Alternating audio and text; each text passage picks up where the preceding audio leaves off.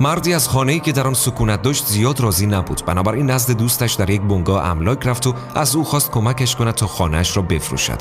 بعد از دوستش خواست تا برای بازدید خانه مراجعه کند. دوستش به خانه مرد آمد و بر مبنای مشاهداتش یک آگهی نوشت و آن را برای صاحب خانه خواند. خانه‌ای زیبا که در باغی بزرگ و آرام قرار گرفته، بام سه‌گوش، تراس بزرگ مشرف به کوهستان، اتاق‌های دلباز و پذیرایی و ناهارخوری وسیع، کاملا دلخواه برای خانواده‌های بچه‌دار.